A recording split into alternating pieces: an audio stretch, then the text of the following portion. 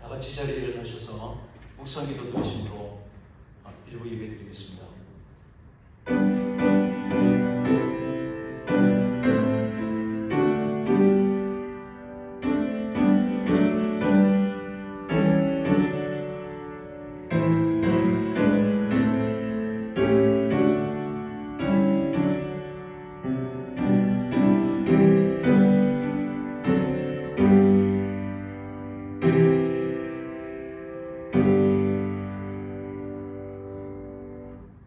만군의 하나님이여, 주와 같이 능력 있는 이가 누구리까? 여호와여, 주의 성실하심이 주를 둘렀나이다. 아멘. 자비롭고 은혜로우신 하나님 아버지, 오늘 거룩한 날 주님 앞에 나와 예배드리게 하심을 감사합니다.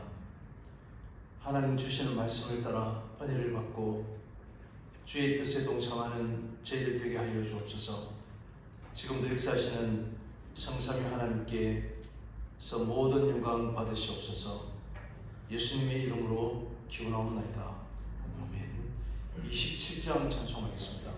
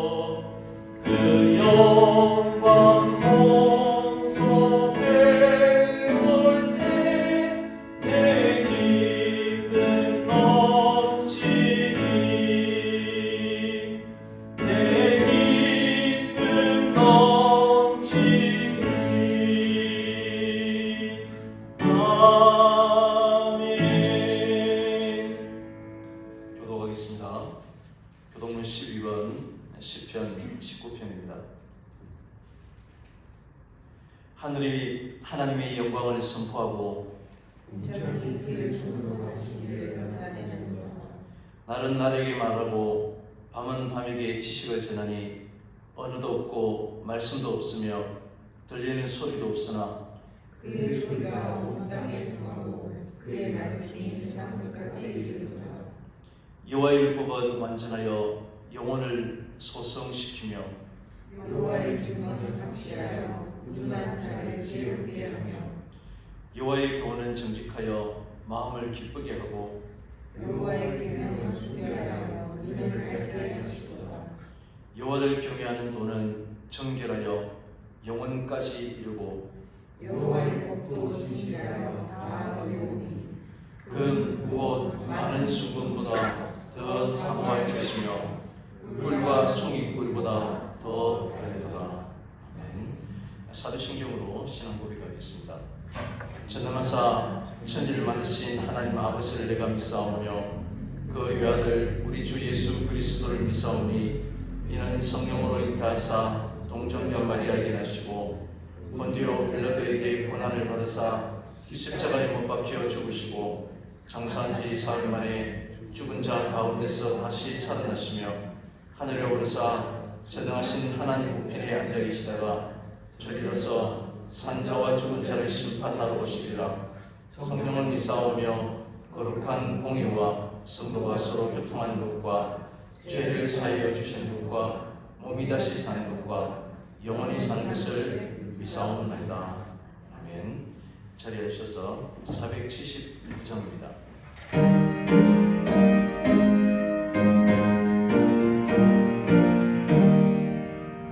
괴로운 인생길 가는 놈이 평안히 쉴 곳이 아주 없네. 걱정과 고생이 어디는 없으니 돌아갈래 고향 하늘나라. 광야에 찬바람 불더라도 앞으로 남은 길 멀지 않네. 산 넘어 눈보라 세차게 불어도 돌아갈래 고향 하늘나라. 날 구원하신 주 모시고 영원한 영광을 누리리라. 그리던 성도들 한 자리 만나니 돌아갈래 고향 하늘나라. 아멘. 살아계신 하나님, 오늘도 예배를 허락하시고 이 자리로 인도해 주심에 감사드립니다. 지난 한 주간도 그 무엇보다 하나님을 의지하며 또 하나님께서 우리 삶의 주인 되심을 고백하며 지내왔는지 돌아봅니다. 지금도 역사하시는 하나님을 말하면서도 하나님의 때에 하나님의 일하심을 기다리는 것이 아니라 내가 의지하는 것에 하나님 일하시기를, 내가 의지하는 것을 하나님 이루어 주시기를 구했던 건 아니었는지 돌아봅니다.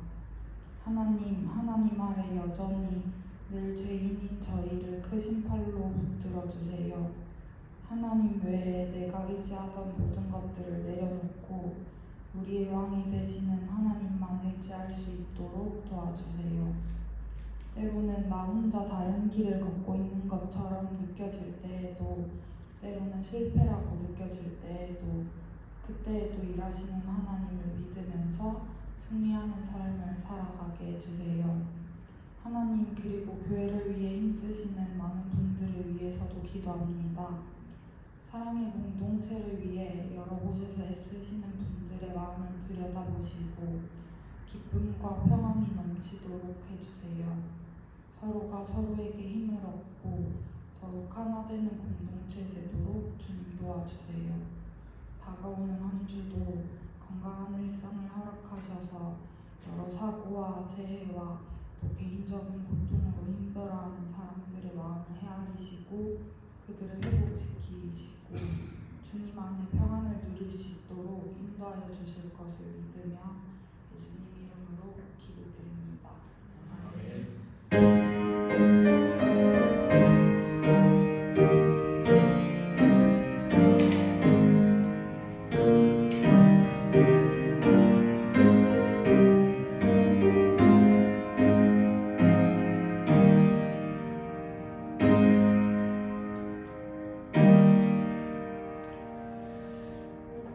말씀 찾겠습니다. 호세아서 1장 1절에서 9절까지입니다.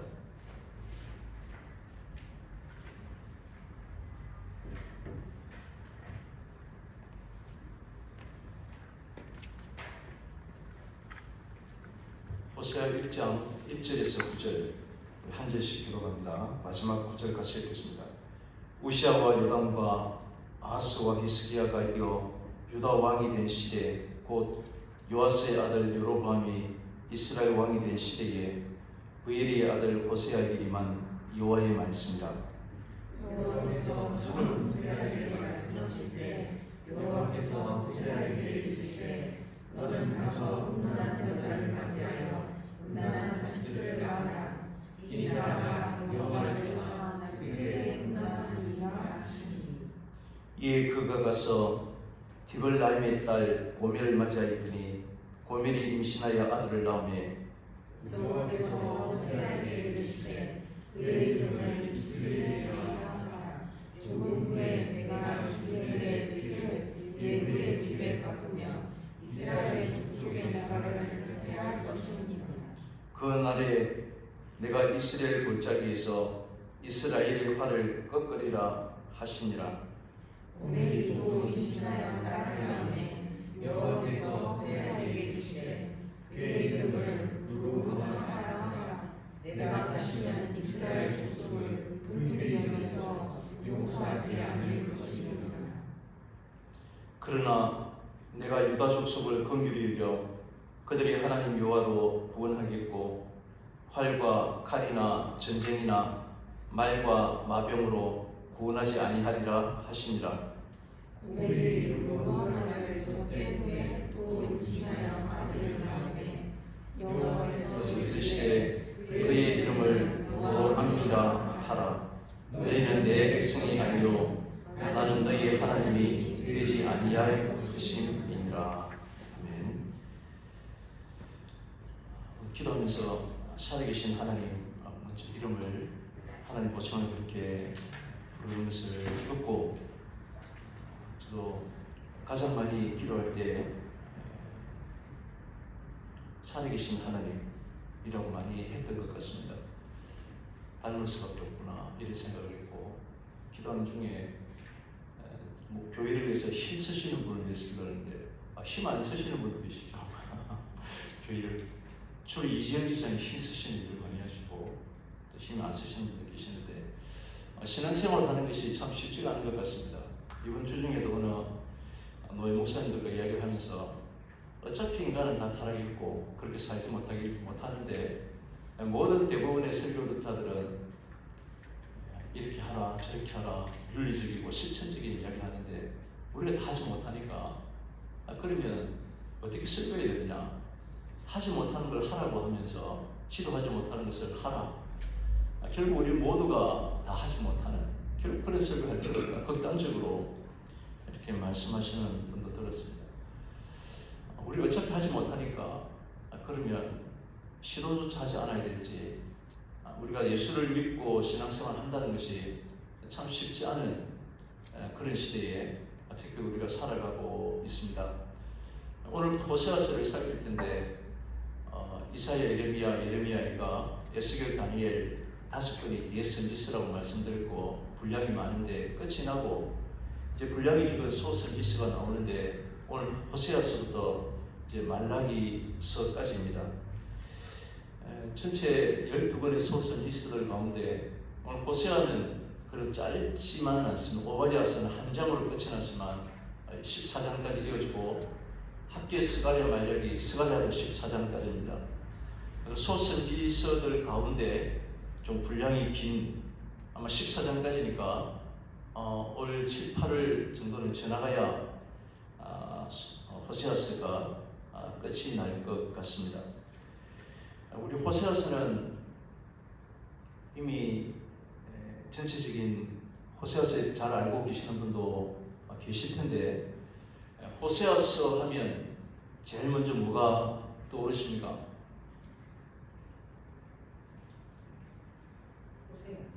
예? 뭐라고요? 호세아서 하면 호세아 선지자가 제일 먼저 떠오르는 그런 분도 계시고 아무 생각이 없는 분도 계시고 호세아 하면 우리가 들어보신 분들은 오늘 우리 읽었던 내용처럼 선지자인데 하나님의 사람인데 하나님께서 하시는 말씀이 엄란한 여인과 결혼하라 라고 하면서 오늘 자녀들에 대한 이야기들은 한 주 더 살펴야 될 것 같은 분량이 많아서 다음 주 보겠지만 우리 아이들 이름을 질 때 로암미라 우리 셋째 딸 이름을 내 백성이 아니다. 우리 한글 성경에는 로암미라 다시는 너희를 내 백성에 부르지 아니하리라. 로암미의 뜻이 내 백성이 아니다 이런 뜻입니다. 앞에 로가 붙으면 접두사로 뭐뭇이 아니다 그런 뜻인데 로암미다. 둘째 아이 이름도 마찬가지고 로가 붙으면 부정을 뜻하게 됩니다.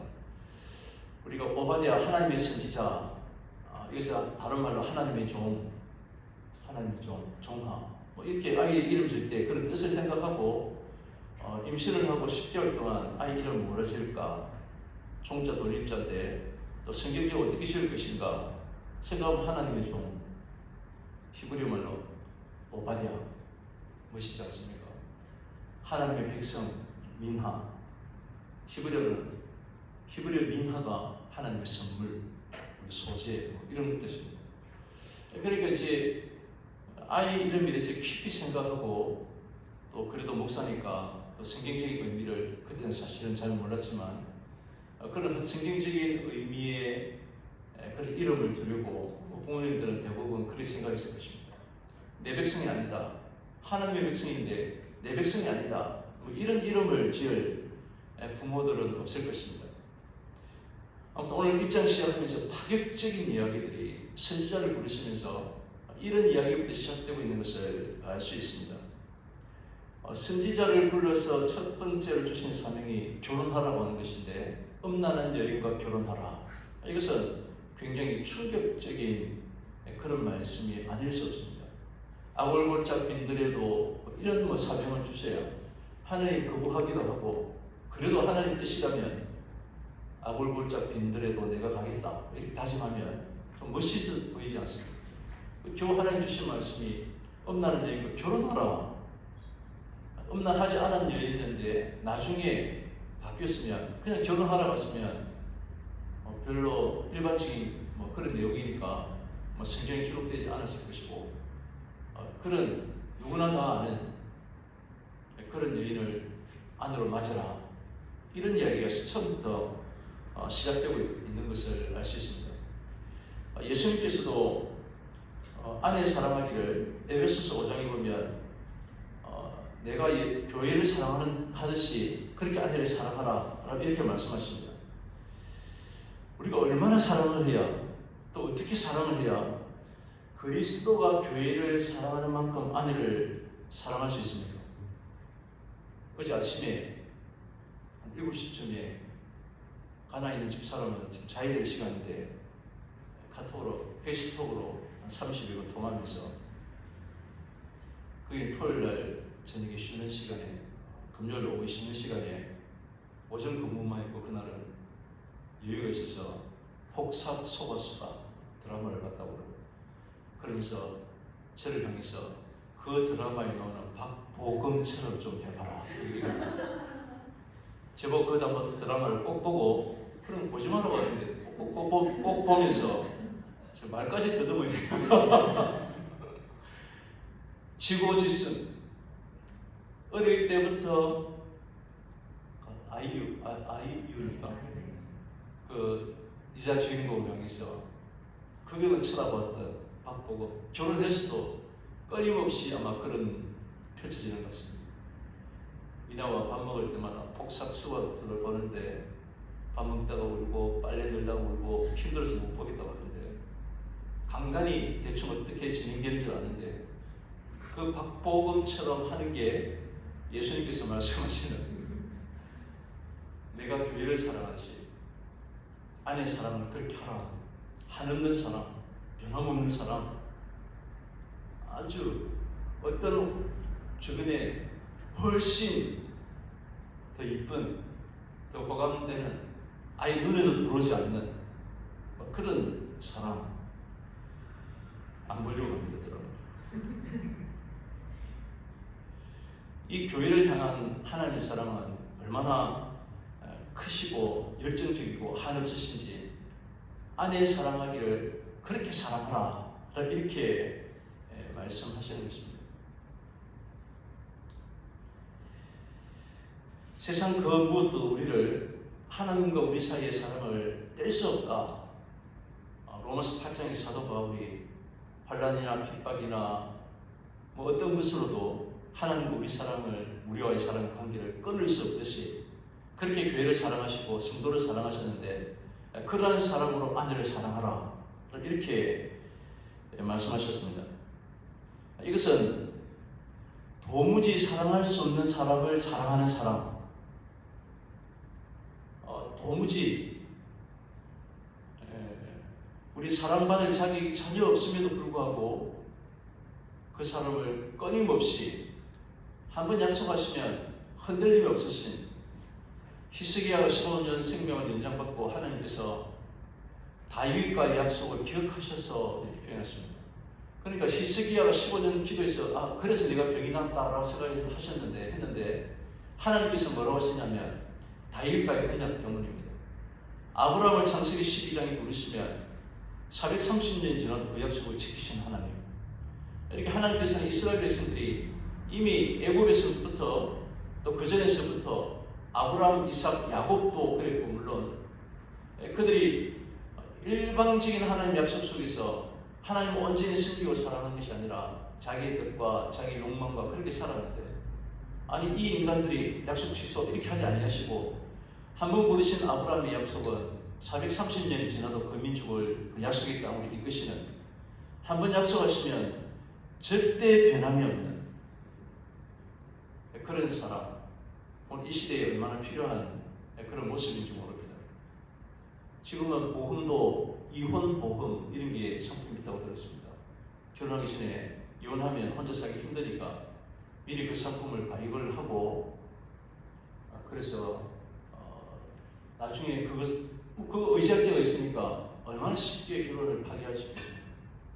결혼식조차도 예전에는 하나님 앞에 경건하게 예배가 되어야 되는데 아직 가톨릭은 칠성례, 성찬과 세식 우리 두 개만 성례식이지만 결혼식, 죽었을 때 장례식 다 혼인예식 모든 것이 거룩한 예식에 포함되는 것입니다. 오늘날 결혼식이 장난이 되어버리고 쉽게 헤어져 버리고 뭐 두 번, 세 번 해도 아무렇지도 않게 여기지는 그런 시대가 되고 나니까 오늘 하나님께서 끝까지 변함없이 일방적으로 한없는 그런 사람과 오늘날의 모습과는 전혀 거리가 멀어 보입니다. 저는 한 번 사람 끝까지 한국에 있든 가나에 있든 한 번 영상을 보고 있으니까 제가 끝까지 한눈 팔지 아니하고 마치 박보검처럼 그렇게 살아가고 있는데 앞으로 변함없이 하나님께서는 사랑할 만해서 사랑하시는 것이 아니고 일방적인 부르심 속에 하셨던 그 약속을 그런 사랑을 해주셨다는 것입니다. 하나님께서는 이 백성들을 약속하시고 사랑하시는데 그런 이들이 얼마나 자기 뜻대로 살려고 했는지 하나님은 이러한 백성들을 위해서 엄청난 대가를 치르셔야만 했습니다. 우리 잘 아는 십자가의 사건이 그것을 보여줍니다. 오늘 우리는 호세아서를 읽으면서 어찌할 수 없어서 내 힘으로 잠깐 본 영상은 아이유가 한눈 잠시 나간 사이에 막내 아이가 그냥 떠밀려서 바다에 빠져서 죽는 그래 박보검이 우는데 뭐 이렇게 나리에이션이니까 강철 같은 남자가 처음으로 무너지는 것을 보았다. 아이가 순식간에 떠밀려서 사체로 들어오는 것을 보고 무너지는 아버지의 그런 모습들 자기 힘으로 어쩔 수 없는 이미 죽은 아이를 살릴 수 없는 것이 우리가 인간이 할 수 있는 영역밖에 일인 것처럼 오늘 어찌할 수 없어서 발을 동동 구르고 있는 눈물이 범벅이 된 그런 남편의 얼굴을 호세아를 통해서 보게 될 것입니다. 이 낙심한 남편, 모든 것을 다 바쳐서 사랑한 그런 아내였지만 또다시 외도하는 이 아내의 분노하는 그 얼굴을 또한 보게 될 것입니다. 다시는 그렇게 하지 않겠다고 약속을 하고, 그럼에도 불구하고 안 그럴 줄 알면서도 또 용서하고 받아주는 남편, 한없이 자비로운 그 남편이 어쩌면 한없이 불쌍해 보이는 우리 결과를 알기 때문에 이제는 나이가 들고 더 이상 장교로서 생활할 수 없으니까 돌아온 당자마냥 집으로 돌아왔을 때 그 안에도 모든 것을 다 여기서 다 받아주는 남편, 이러한 사랑으로 하나님께서 우리에게 결코 너희들을 포기하지 않는다. 나는 한번 말했던 그 언약을 결코 변개하지 아니하시는, 고치지 아니하시는 하나님. 이러한 내용을 우리 호세아를 통해서 우리가 읽게 될 것입니다. 이렇게 해서 하나님께서는 이스라엘 백성들을 자기의 백성으로, 자녀로, 아내로 이렇게 표현하고 있는 것입니다. 호세아에게 하나님 말씀을 임해서 고멜이라고 하는 여인과 결혼하라고 하는 것은 이스라엘이 하나님의 아내로서 결코 정절을 유지하지 못하고 이미 음란하여졌다는 것을 지금 고발하고 있는 것이 호세아서입니다. 그래서 고멜과 이 결혼을 통해서 하나님께서 이스라엘을 심판하시는 그런 내용이 바로 오늘 본문입니다.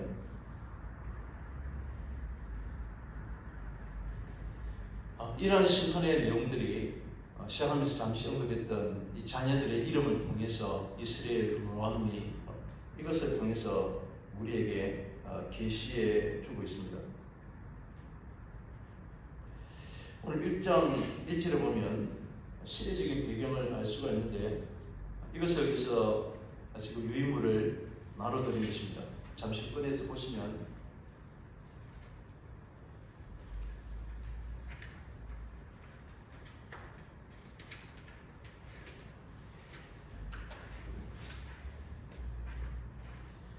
우시야와 요담과 아하스와 히스기야가 이어 유다 왕이 된 시대에 보셨습니까? 지금 유다 왕이 오른편에 유다 왕들인데 우시야와 요담과 아하스와 히스기야가 이어 왕이 된 시대에 찾으셨습니까? 그 시대에 오늘 지금 본문에 등장 호세아가 예언 활동했다는 것입니다. 그런데 이 호세아는 남왕국의 메시지를 전한 사람이 아니고 북왕국의 메시지를 전했는데 그 시대 곧 요아스의 아들 여로보암이 이스라엘 왕이 된 시대에 그 북쪽 이스라엘 그 시대에 북이스라엘의 왕이 누구인지를 보시기 바랍니다. 그럼 여로보암 2세라고 표시되어 있는데 옆에 제가 41년 동안 오랫동안 통치를 했고 솔로몬 이후에 가장 번성했던 그 시대에 호세아, 아모스, 요나 이런 선지자들이 지금 예언 활동을 하고 있는 것입니다. 지금 여로보암도 41년 동안 선지자 노릇을 여로보암이 왕이 되었었는데 지금 본문의 호세아 선지자도 여로보암 2세가 등극하자마자 선지자한 것은 아니고 아마 여로보암 2세 말기쯤에 오랫동안 이스라엘이 멸망할 때까지 계속해서 예언 활동을 했던 그런 선지자인 것을 알 수 있습니다. 호세아에 대한 성경의 자세한 기록들이 없고 누구의 아들 정도로만 표현되어 있고 그러면서 대신에 어느 시대에 예언 활동을 했던 선지자인지 지금 이렇게 길게 설명되고 있는 것을 알 수 있습니다. 사울을 통해서 이스라엘이라고 하는 국호로 나라가 세워지고 사울 다음에 왕이 누구죠? 사울 다음에 다윗, 그 다음에 솔로몬, 그 그 뒤에 북쪽은 10개 지파가 모여서 나라 이름이 모른 척하고 가만히 있으면 안 되는데, 나라 이름 이스라엘, 남쪽엔 2개 지파, 유다 지파와 베냐민 지파 합쳐서 남쪽 나라 이름은 유다입니다. 그 북쪽 이스라엘 초대 왕이 그러면 누가 되죠? 여로보암입니다. 그래서 그 여로보암과 오늘 본문에 등장하는 여로보암을 구별하기 위해서 오늘 본문에 등장하는 이 여로보암을 그 이후의 사람인데, 우리 여로보암 2세다, 아들은 아니지만 두 번째 여로보암이라 그렇게 생각하는 것입니다. 지금 북이스라엘의 왕들 가운데 7번째 왕 아합을 보시기 바랍니다. 그게 부인이 이세벨, 그 시대에 예언 활동했던 사람이 엘리야 엘리사입니다. 이 이세벨의 아내가 온갖 고성을 가지고 들어옴으로써 나라가 굉장히 부흥했던, 돈이 많은 그런 시대였지만 영적으로는 굉장히 타락한, 그래서 엘리야 엘리사가 등장하게 되는 것입니다. 지금 이 아합 왕의 아버지가 위에보면 오므리라고 하는 왕조가 형성됩니다. 그런데 이 오므리의 왕조가, 아합 왕의 왕조가 누구에게 넘어가게 되냐면 10번째 왕 예후에 의해서 새로운 왕조가 형성되고 있는 것을 알 수 있습니다. 이렇게 예후라고 하는 새로운 왕조가 형성되면서 예후의 아들이 여로보암 2세인 것을 알 수 있습니다. 그래서 오늘 본문에서 뭐라고 말하고 하냐면 아합을 여호를 통해서 하나님께서 새롭게 세우듯이, 무너뜨렸듯이 이스라엘에서, 오늘 첫 자리 이스라엘에서 지명 이름이 한 이곳에서 새로운 왕조가 탄생할 것을 그렇게 심판했듯이, 오므리 왕조도 예후를, 오늘 이 여로보암 2세의 할아버지의 할아버지가 여후가 그 심판자로서 그렇게 했듯이 지금 이 왕조도 그렇게 심판을 당할 것이다, 이스라엘이라고 땅에서, 그런 말씀을 지금 하고 있는 것입니다. 본문과 다시 살펴보겠고, 지금 이렇게 음란한 이스라엘을 하나님이 그냥 심판해버리시면 되는데, 그냥 심판하지 않고 선지자를 보내시는 이유가 있습니다. 그것은 이 이스라엘 백성들에게 하나님이 약속하셨고 그들이 변화되기를 바라시고 다시 회복되기를, 돌아오기를 바라시는 그런 사랑이 있기 때문에 잔소리도 하셔야 되고 선지자를 보내서 위협도 하시고 깨닫게 하시고 그런 모습을 지금 볼 수 있는 것입니다. 오늘 이 음란한 여인은 상습적인, 한 번으로 그치는 것이 아니라 행동이 계속 그렇게 참기어왔던 그런 여인입니다. 호세아 4장 끝에 보면 저희가 산 위에서 제사를 드리며 작은 산 위에서 분향하되 참나무와 버드나무와 상수리나무 아래에 사니 이는 그 나무가 아름다우니라. 이러므로 너희 딸들이 행함하여 너희 며느리들이 간음을 행하는도다. 딸들이 행함하며 며느리들이 행함하여도 내가 벌하지 아니하리니 이는 남자들도 창기와 함께 나가며 음부와 함께 희생을 드림이니라. 깨닫지 못하는 자는 패망하리라. 지금 보십시오. 딸들, 며느리, 남자들, 온통 나라들이 이미 오래전 BC 782년 유로암이 그때 등극했으니까 예수님 오시기 전 700년, 3000년 전에 이런 일이 지금도 더 번성하고 번창해서 이 시대도 동일한 모습을 띄고 있지 않습니까? 이것을 통해서 창기와 음란을, 마치 이스라엘 백성들이 우상을 섬기는, 하나님을 떠나버리는, 가장 무서운 것은 교회 밖의 사람들이 아니에요. 교회 안에이지만 이스라엘 백성들은 이 제사를 드리지 않는 사람들이 없습니다. 왜냐하면 민족 공동체 자체가 신앙 공동체이기 때문에 그들이 이 신앙을 떠나서는 그 사회에 살아갈 수 없기 때문에 버젓이 예배드리는데 주일 되면 주일 교사도 하고 섬기고 점심 밥도 하고 다 한다는 겁니다. 다 하는데 교회 안에 버젓이 성도이고 집사고 목사가 장로인데 이런 엄란한 일들을, 우상을 섬기는, 하나님도 섬기지만 또 우상을 섬기는 이런 일들이 이스라엘 민족 공동체에 일어났다는 거죠.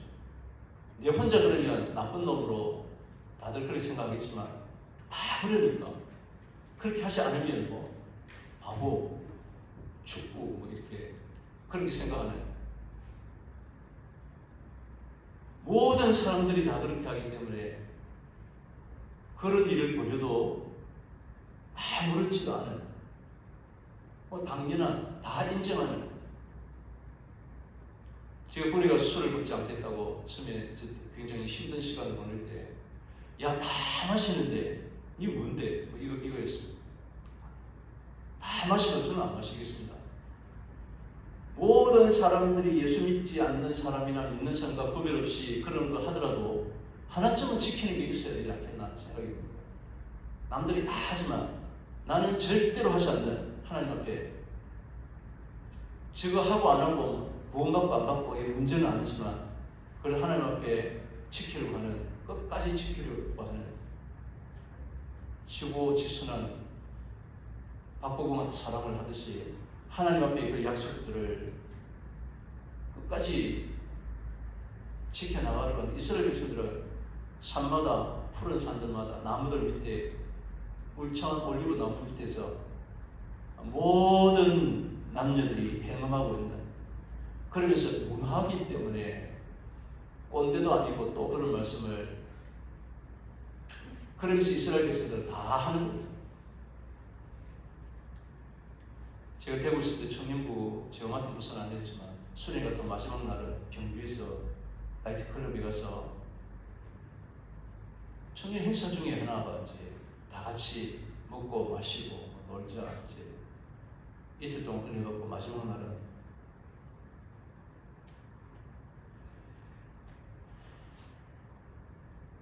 지금 이스라엘 온 땅에 곳곳마다 신전들이 절개했습니다. 이런 시대에 보시하는 선지자로서 정결하고 깨끗한 그런 신부를 맞이해서 이 모든 사람들의 경종을 울려야 되는 그런 사명이 선지자에 있을 것 같은데, 하나님께서는 모두가 그렇게 하는 그 중에 한 여인을 아들로 지금 맞이하라 이렇게 말씀하고 계십니다. 레위기 21장 13절에 보면 제사장이나 선지자가 결혼할 때 처녀를 취하여 아내를 삼을지니라.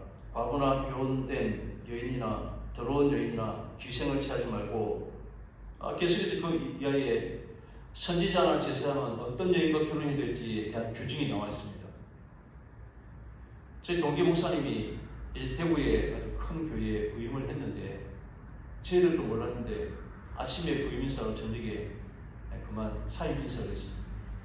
저희들은 몰랐는데 그 동기의 아버지가 장로님이시고 또 친구가 우리 친구의 친구들은 다른 장로님을 통해서 이혼했던 20대 후반이었습니다. 일찍 결혼하고 일찍 이혼을 하고 서로 결혼했는데 우리는 모두가 몰랐는데 그것이 알게 되어서 그 교회에 그냥 바로 사임했습니다. 어떻게 재혼한 사람이, 지금은 뭐 흔한 시대였지만 우리 신대원 다닐 때는 전통적인 이런 말은 다 아는 그런 교회, 막 권은주 선생님 출석하시는 고신척 교회 이럴 때는 지금도 그럴지 모르겠습니다. 지금 우리 교단도 재혼한 사람은 5년 동안 시찰장이나 노예안에 중직을 하지 못한 총회 결의 내용이 그렇습니다.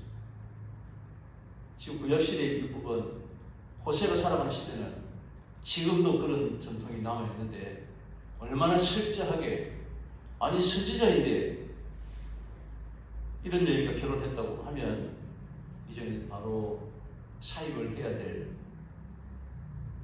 그런 순간입니다.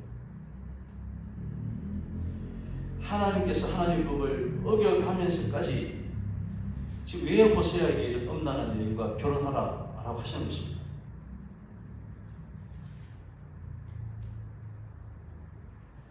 여기 하나님의 공의로운 사람을 우리가 생각해 보고자 하는 것인데, 하나님께서 공의대로 행하신다면 살아남을 자가 한 사람도 없다는 것을 우리가 알게 됩니다. 성경은 분명히 증거하기를 의인은 없나니 하나도 없다라고 이렇게 말씀하십니다.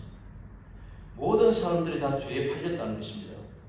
그렇다면 하나님께서 만약 하나님 공의대로 세상을 그렇게 시행하신다면 한 사람도 구원받을 사람이 없게 되는 것입니다. 그래서 이 하나님께서는 공의를 말씀하시지만 자비와 사랑을 아울러 말씀하시는 것입니다. 시편 85편 10절에 긍휼과 진리가 함께 만나고 의와 화평이 서로 입맞추었다라고 말합니다. 원래는 긍휼, 진리 함께 만날 수 없는 것입니다. 진리대로 시행하자면 용서, 긍휼 이거 숨겨져 있어야 됩니다.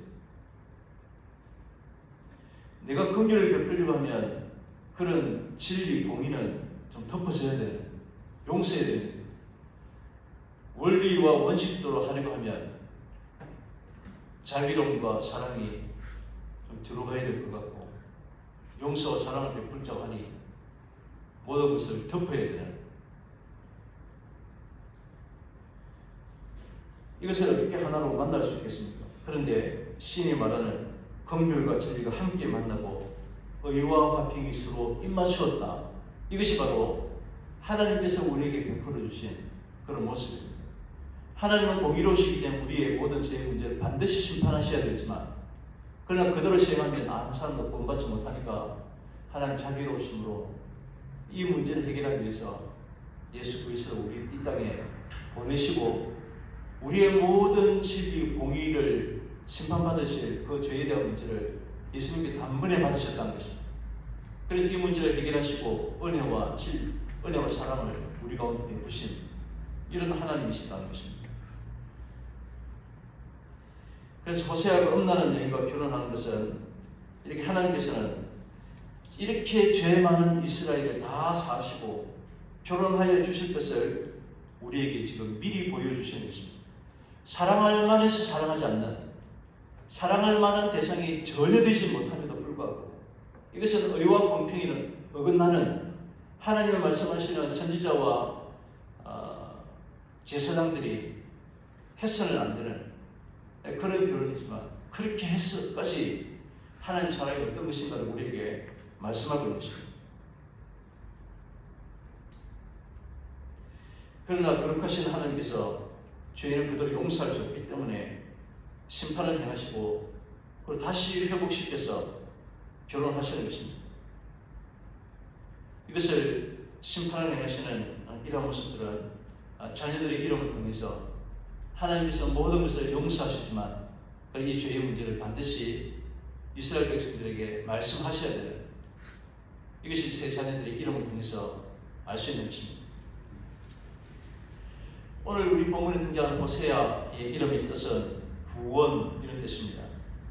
여호수아, 여술은, 호세아 다 같은 의미입니다. 신약시대 넘으면 예수, 역시 호세아, 여호수아 아마 그 시대에는 이런 이름을 가진 사람이 굉장히 많았을 것입니다. 지금 예언이, 가은이, 하은이 그런 이름이 얼마나 많겠습니까? 옛날에 지금 60년대생들은 60대들은 혜선이 이런 이름이 있을지 몰라도 지금은 제 어머니 이름 영자 일제시대에 살았던 사람 영자, 순자 지금 그런 이름은 안 짓죠. 지금은 예쁜 이름을 민하 이름 나리 이름 지금 호세아 동시대에 예언 활동했던 사람이 북이스라엘에 우리 도표를 보시면 호세아, 아모스, 요나 요나는 이 시대에 살았던 인물로 추정하지만 어디에 가서 예언 활동했습니까? 니느웨 호세아, 아모스가 동시대인데 오늘 호세아보다는 조금 앞선 시대에 예언 활동 모습으로 보여집니다. 지금 아모스 선지자는 우리가 이어서 살펴보게 될 텐데 저 사회적인 죄악에 대해서 단식하고 경고하고 있습니다. 그런데 호세아는 이스라엘 백성들의 개인적인 또 윤리의 타락을 습파하는 그러한 내용들을 주로 다루고 있는 것을 알 수 있습니다. 그래서 우리는 이 호세아를 이제 시작하면서 우리의 신앙과 윤리에 대해서 철저하게 점검하고 또 아모스를 읽을 때는 우리 이 시대의 죄악에 대해서 애쓰고 기도하고자 하는 그러한 마음들이 우리에게 있게 될 것입니다. 아모스를 먼저 보려다가 또 이 시대와 맞물리는 이야기들이 많아서 무슨 말을 하든지 나에게 적용해서 받을 수도 있고 거부할 수도 있겠다 싶어서 호세아를 먼저 살피는 것입니다. 오늘 본문에 보면 2절에 여호와께서 처음 호세아에게 지금 호세아를 부르시는 하나님의 선택을 알 수 있습니다. 지금 호세아에게 임한 하나님의 말씀이라고 하는 것입니다. 지금 하나님께서 호세아라고 하는 사람을 지금 선택하시고 사용하시겠다는 것을 알 수 있는데 이것은 하나님의 선택이었고 또 선지자인 호세아 입장에서는 하나님의 부르심, 소명 이렇게 표현할 수 있을 것입니다. 지금 하나님께서 호세아를 부르시고 호세아에게 말씀하셨다는 것입니다. 예레미야 1장 1절에는 여호와의 말씀이 예레미야에게 임하였고 에스겔을 부르실 때로 여호와의 말씀이 부시 아들 제사장 에스겔에게 특별히 임하고 이렇게 표현되고 있습니다. 뒤에 열왕기 22장에 보면 여호사밧 왕이 뒤에 우리 도표를 집에 와서 심심하지 않더라도 늘 보시면 여호사밧 왕의 아내가 아달랴입니다. 이세벨의 딸. 이 아합 왕과 이세벨이 연합해서 적군을 물리치는 그런 내용들이 기록되어 있습니다. 그런데 이 미가야 선지자가 이것은 하나님 뜻이 아니다. 이것이 전쟁을 벌이시면 안 됩니다. 어떻게 이 여호사밧 남쪽 유다 왕이 북이스라엘 왕과 손을 잡고 그의 아들을 그의 딸과 결혼시킬 수 있겠느냐고. 이때 시드기야라고 하는 선지자가 이 미가의 선지자의 뺨을 치면서 이렇게 말합니다. 여호와 영이 나를 떠나 어디로 말미암아 가서 내게 말씀하시느냐. 열왕기상 22장의 말씀인데 여호와께서 지금 누구에게 말씀하시느냐. 참 선지자를 한번 가려보자 하는 것입니다. 비록 한 선지자는 잘못된 뺨을 치는 잘못된 선지자였지만 하나님의 말씀이 누구에게 임하느냐 이것은 굉장히 중요한 말씀이라고 생각이 듭니다. 지금도 하나님께서 누구에게 말씀하시느냐 우리도 이제 선택과 소명 사이에서 우리도 담대하게 이 세상과 또 나의 불의함에 대하여 철저하게 자신을 살피는 그런 시대에 우리가 살아가고 있는 것입니다.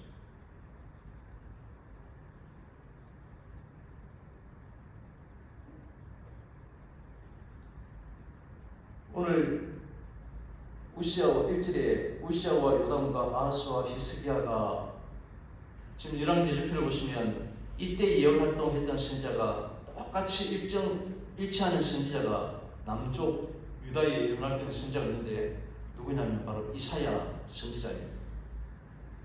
이사야 1장 1절과 동일합니다.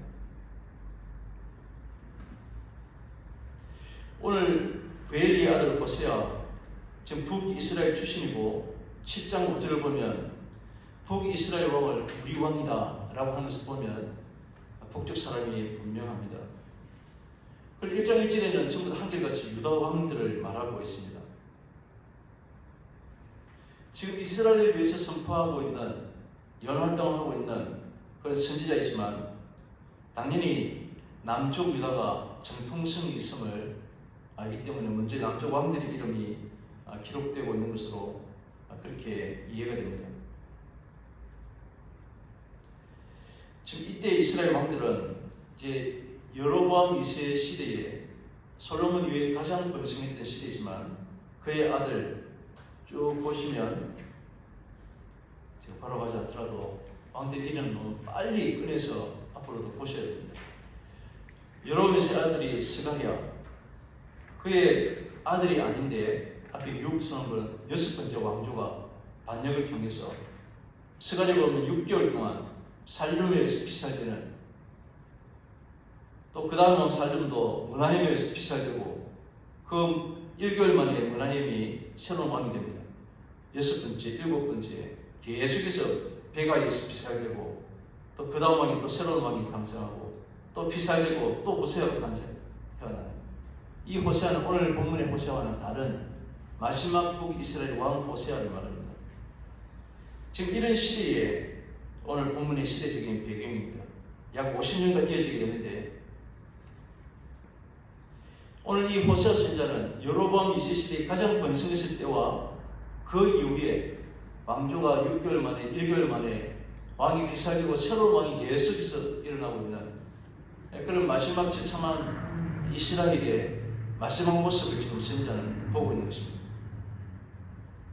이런 시대에 지금 시대가 이렇게 악하고 또 진리가 무엇인지 알 수 없는, 이 사람 소리 다르고 저 사람 소리 다르고 다 예수 믿지 않는 사람들이 아닌, 다 예수 믿는다고 하는데 다 목사와 장로인 두 척에서 이렇게 서로 옳다고 주장하는 이런 시대에 과연 무엇이 옳은 것인지, 그 목사와 장로의 그 교인들은 다 목사님 장로님 다 따라서 우리가 옳다고 그러고 우리가 옳다고 그러고 이런 시대에 오늘 비참한 정치적으로 몰락한 시대에 종교적으로 타락한, 신앙 영적으로 완전히 무너져버린 이런 시대에 이런 모든 것을 다 체험한 선지자가 오늘 호세아 선지자입니다.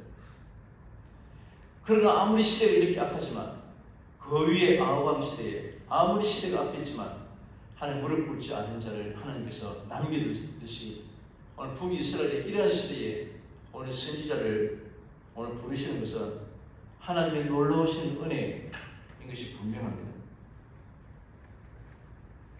우리가 성도로 부르는 것은 이 시대에 오늘 이런 기회에 편성해서 이 시대에 내가 잘 먹고 잘 살기 위한 부르심이 아니라 이 시대적인 소명 속에 우리 교회가 해야 될, 우리 교회는 과연 무엇을 외치고 우리는 이 시대에 어떻게 살아가야 할 것인지에 대한 고민과 생각들이 분명히 있어야 할 것입니다.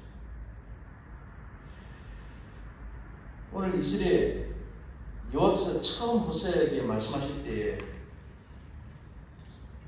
옛날 성경은, 오늘 본문은 처음 호세아에게 말했다 세 번 정도 그렇게 표현했지만 옛날 성경은 비로소 여호와께서 호세아에게 임하셨다는 것입니다. 비로소.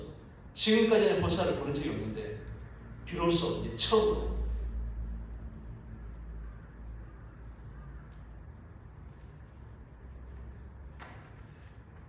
호세아에게, 또 지금은 호세아로 하나님 입장에서 선택이었고 지금 선지자 입장에서는 소명이라고 말씀드렸는데, 하나님께서는 이스라엘을 불러서 하나님께서 지금 말씀하셨는데 여호와께서 여호와로 비로소 처음으로, 그럼 우리가 기대하는 것이 끝내보겠습니다. 광장에 모여서 지금도 깃발을 휘두르고 있는 이들이 가서 정신 나간 것들아 제발 좀 정신 차리라고, 이런 사명을 막 도래도 맞고 막 비난도 받고 몰매당하고 맞고 이런 그런 사명적 당해야 의를 위해서 핍박받은 것처럼 보이고 선지자의 부르심이 합당한 것처럼 보이는데, 우리가 아까 말씀드린 것처럼 음란한 여인과 결혼하라, 비로소 침묵하시던 하나님 선지자를 부르셔서 첫 번째 하신 말씀이 음란한 여인과 결혼하라 이렇게 말씀하시는 것입니다. 호세아로 하나님 부르셔서 하나님의 사람을 선택하신 후에 지금 하나님이 완전한 도구로 쓰시겠다는 그런 말씀인 것을 알 수 있습니다. 비로소 갈라디아서 4장 4절에 때가 차면 하나님이 그 아들을 보내서 이스라엘에게 나게 하시고 율법 아래에 나게 하신 것은 때가 차면 비로소 처음으로 때가 되었기 때문에 이제 하나님은 호세아를 도구로 사용하시겠다는 것입니다. 얼마나 감사할 일입니까? 하나님의 선택을 받은 것이 난 이제 하나님의 사람이 되고 하나님의 일에 쓰임받게 되는 도구가 되었다는 그런 사실에 너무나 감격하고 기뻐했겠습니다. 목사 안수 받을 때 보면 굉장히 감격해 하는 좀 사회생활도 하고 고난과 핍박 속에서 안수받는 분들은 더 감격적인 모습을 보기도 합니다. 이제 드디어 호세아를 통해서 하나님 말씀하기 시작했다 하는 것입니다. 그런데 하나님의 부르심을 받으면 만사형통 이런 것을 기대할지도 모르지만 이제 하나님의 부르심을 비로소 받고 나니까 때가 차고 나니까 이제는 얼마나 우리 가운데 아골골짝 같은 빈들만 우리에게 광야 같은 것만 만나게 되는지 모릅니다. 음란한 아내를 취하여 음란한 자식을 낳아라 하는 것입니다. 음란한 아내였지만 용서와 사랑으로 거룩한 주의 백성들이 태어나면 그래도 그나마 괜찮을 것 같은데 자식들도 음란한 자식을 낳아라 라고 말합니다. 하나님의 선지자로서 어떻게 이것을 감당하겠습니까? 지금 시대에도 당연하지만 그 시대에도 인간이 어디 가겠습니까? 수근수근거리고 야 호세아 선지자 아내가 이랬대. 지금도 말하면 안 되겠네요. 누가 출신이 뭐라 하더라면 끊임없이 그 아내의 출신에 대해서 말을 하는 그런 시대가 났습니다. 선지자인데 어디서 옛날에 놀았다 하더라고. 이러한 선지자가 말씀을 전하는데 제대로 증거되겠습니까?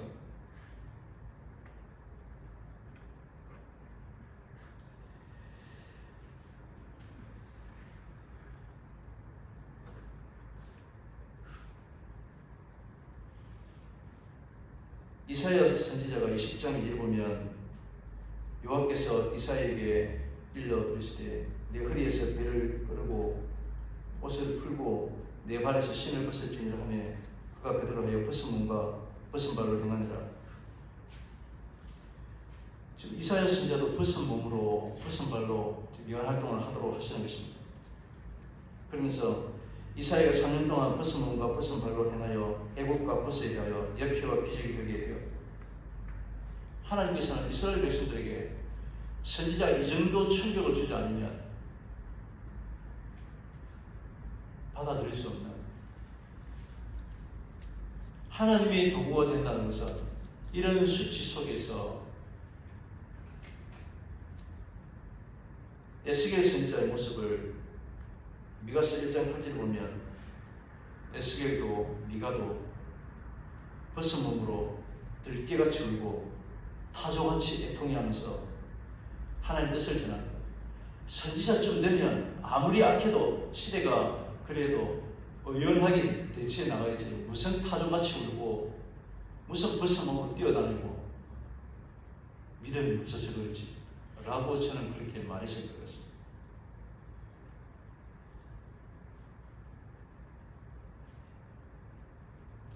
하나님의 그 선택과 부르심에 응답하고 살아간다는 것은 이렇게 넉넉하게 감당하기 힘든 그런 삶을 살아야 할 때가 있습니다. 오늘 계속해서 호세아에게라고 말합니다. 여호와께서 처음 호세아에게 말씀하실 때 여호와께서 호세아에게 이르시되 하나님이 말씀하실 내용을 지금 가리키는데 호세아에게 지금 계속해서 호세아에게라고 표현이 나오는데 그때 주시는 하나님의 말씀이 바로 경고였고 교훈이 됩니다. 이 말씀을 듣고 깨닫고 진심으로 전하는 이 사명이 오늘 호세아에게 있게 되는 것입니다. 시대가 아무리 악하고 시대가 아무리 육신의 쾌락과 즐거움으로 그렇게 살아가는 그런 세상이 된다 할지라도 변함없이 우리가 꿋꿋하게 우리 성도로서 내가 지켜나가네. 에이, 뭐 남들 다 하는데 이게 아니.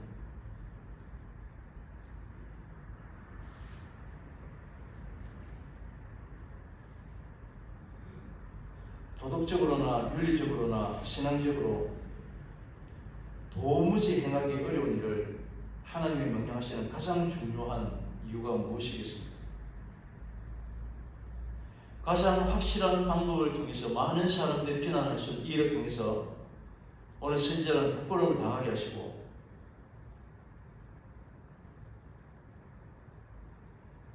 하나님의 도구로 하나님이 사용하시고자 하는 것입니다. 그 이유를 이 나라가 여호와를 떠나 크게 행음함이니라. 이렇게 굳이 지금 호세아에 이렇게까지 명령하신 이유가 나라가 크게 행음하였기 때문이라는 것입니다.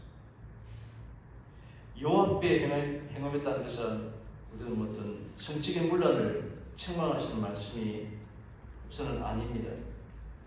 2장 16절에 말씀하시는 것을 보면 바알을 내 남편이라 바알의 이름을 부르는 것을 행음이라 라고 말씀하시는 것입니다. 하나님이 나의 신랑 되신 이렇게 고백되어야 되는데 바알을 내 남편이라. 바알신을 숭배하면 우리 성전 창기로 보여지기도 한다는데 성경에 보면 고린도전서에 나오는 성전에 1000여 명의 창기들이 있어서 이들과 성적인 관계를 통해 분출되는 그런 것들을 통해서 바알이 보고 나도 아사라 여신과 함께 피를 내리고 아이들이 있어서 구체적인 설명을 못하겠는데 그렇다는 것입니다.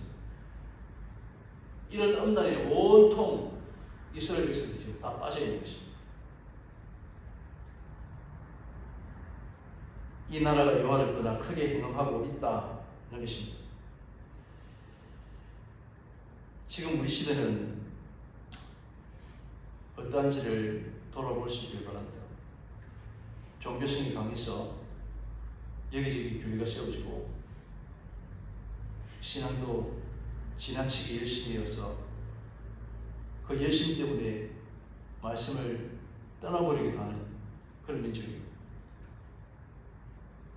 그럼에도 불구하고 관공서나 영화 촬영장이나 시작할 때마다 고사를 지내고 관리가 되어버린 분명히 예수님에서 한 사람도 없는 모든 관공서가 아닐 텐데 영화판이 아닐 텐데 신앙과 관계없이 전통이라는 이름으로 버젓이 그런 일들이 관속을 여기는 하나님께서 이 나라를 향해서도 나를 떠나 크게 행함하였다 라고 분명히 그렇게 정리하실 것 같아서 참으로 안타깝습니다. 이러한 경고의 말씀을 들었던 그 여로보암 2세의 아들 스가랴와 계속된 왕조로 무너져 버리는 이 땅도 이러한 시대에 지금 우리에게 주시는 말씀으로 우리가 듣지 않으면 희망이 없고 소망이 없는 그런 땅이 될 것입니다.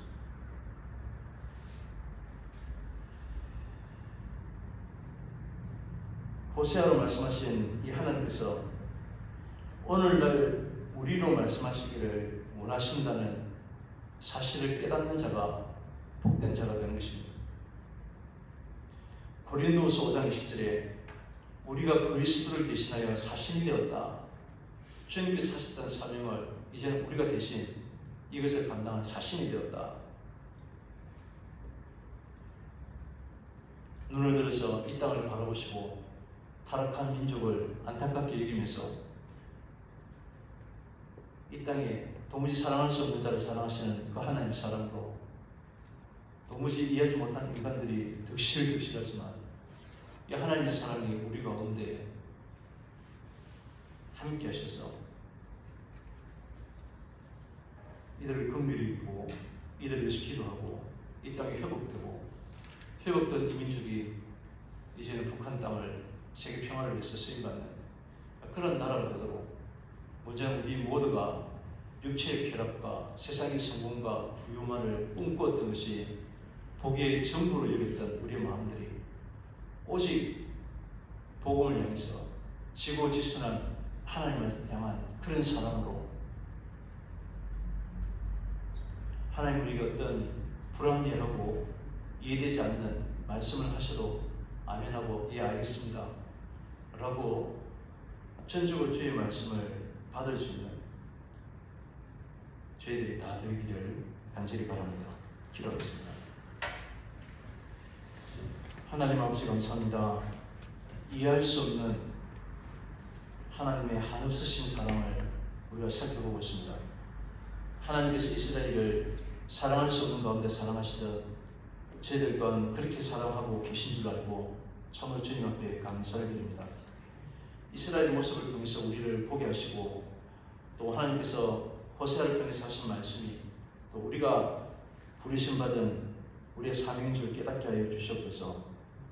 정결한 주의 신부로 살게 하여 주시고 순결한 새벽 이슬 같은 하나님의 백성들 다 될 수 있도록 하나님 저희들을 인도하여 주옵소서. 예수님의 이름으로 기도합니다. 502장 찬송하겠습니다.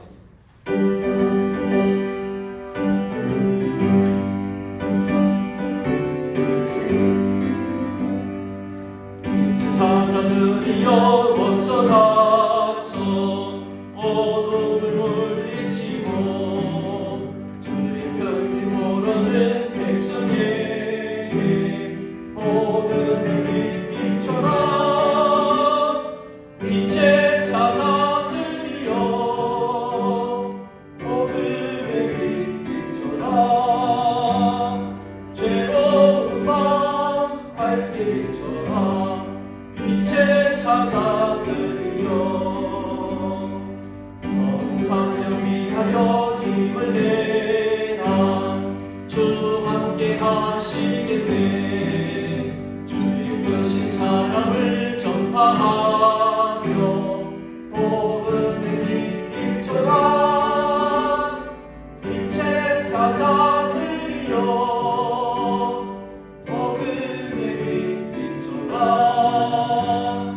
죄로운 밤 밝게 비춰라. 빛의 사자들이여 주님 부탁하신 말 순종하여 이 진리 전파하라. 산을 넘고 물 건너 힘을 다해 복음의 빛 비춰라. 빛의 사자들이여 복음의 빛 비춰라. 새로운 밤 밝게 비춰라. 빛의 사자들이여 동서남북 어디나 땅끝까지 주님만 의지하고 눈으로 못 보는 백성에게 복음의 빛 비춰라. 빛의 사자들이여 복음의 빛 비춰라. 죄로운 밤 밝게 비춰라. 빛의 사자들이여. 하나님 아버지 생명의 말씀과 함께 사는 복을 허락하심을 참으로 감사를 드립니다. 오늘도 하나님의 나라와 의를 위해 귀한 것을 드립니다. 우리가 친히 영적으로 알고 오게 되어서 하나님의 창고가 가득하게 하여 주옵소서. 모두가 정직한 수입이 되게 하시고 늘 감사가 넘치는 삶이 되게 하여 주옵소서. 오늘도 드린 모든 순교들과 말없이 헌신하는 주의 모든 백성들을 주여 축복하여 주옵소서. 예수님의 이름으로 기도합니다. 아멘. 나라와 민족을 위해서 또 세계 평화를 위해서 늘 함께 기도해 주시기를 바랍니다. 이제 다 같이 자리에 일어나시면서 620장 3절 찬송하겠습니다. 여기에 우리 사랑받는 주의 주께서 뜻하신 바 우리 통해 펼치신다. 고통과 슬픔 중에 더욱 주님 의지하오니 어려움 이겨내고 주님 더욱 찬양하라. 이 믿음 더욱 굳세라. 주가 지켜주신다. 어두운 밤에도 주의 밝은 빛 인도하여 주신다.